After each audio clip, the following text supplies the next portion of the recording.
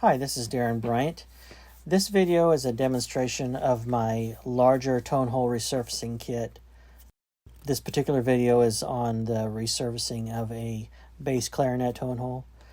I had previously posted a video of my oboe clarinet Tonehole resurfacing kit. The sizes on that were, it started at 7 millimeters and went all the way to 18 millimeters. This new set that I've created is just a continuation. It starts at 19 millimeters and goes to 30, so you can use it on larger instruments such as bassoon and bass clarinet. Now, each size on this set has 4 different angles to choose from as far as the tone hole surface. As you know, not all angles on tone holes are the same from brand to brand, so this covers the majority of the angles you're going to run into on tone holes.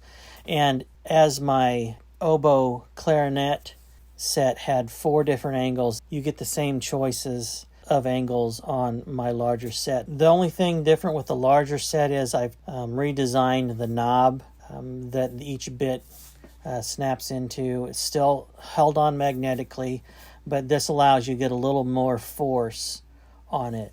Now, this particular bass clarinet that I'm working on is a hard rubber bass clarinet. You can tell it's got a greenish tinge. I'll be using a hard rubber dust. I always match my dust to whatever particular material I'm working with, and since this is a hard rubber bass clarinet, I've got a fine hard rubber powder that I've made. And I start off with some very thin CA glue, and you can see the chip is pretty prominent in this tone hole. And I'm just putting a little bit on the chip, laying it over the crack. Then I'm taking my hard rubber dust and laying over top of the CA glue.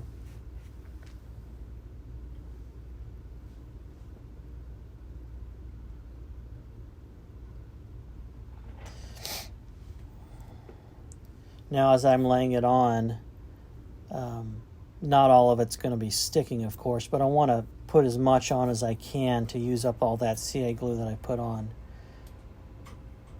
And then after I get a generous amount on, I'll add some more CA glue on top of it. It's kind of a layering process. Now you have to remember, you don't want to go too light on it, but you don't want to heap it up, because all that extra you're going to have to sand off, which takes time. So you kind of have to find a balance of how much to put on. I went a little bit generous on this. And of course, if you start sanding and you see little holes where you didn't get dust, you can always put another layer on and just sand off until you get a clean, smooth surface.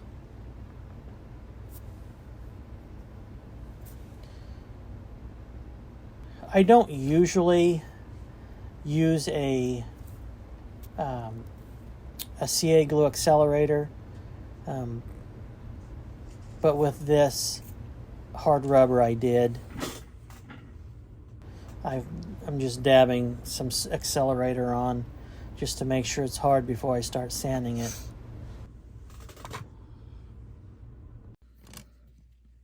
Now, I've picked an angle that really matches the surface very well.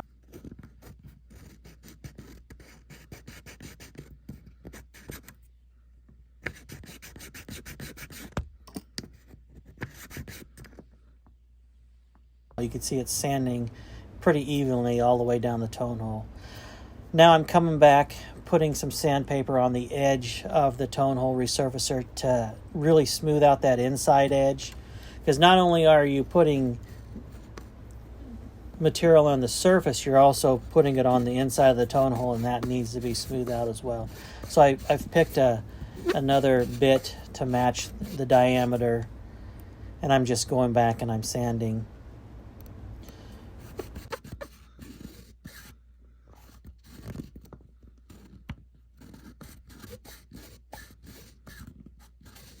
As I sand, many times I'll come back and just lay a little bit of CA glue and the dust created by me sanding it will help fill in those if there's any voids or low spots.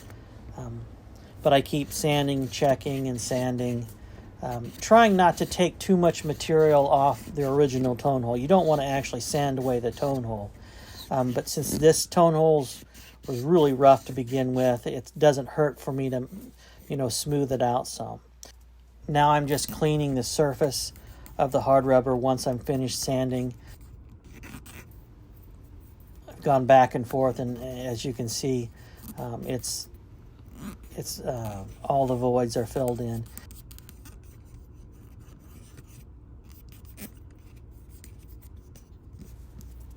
I always like to add a little bit of oil to the surface. For hard rubber, it darkens it up and makes it look a little bit nicer.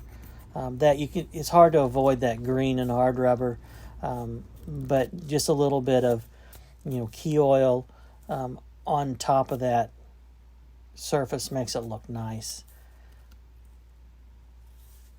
And as you can tell, it came out very nice. I've got that rim is now perfect again, and it'll accept the new pad and seal perfect.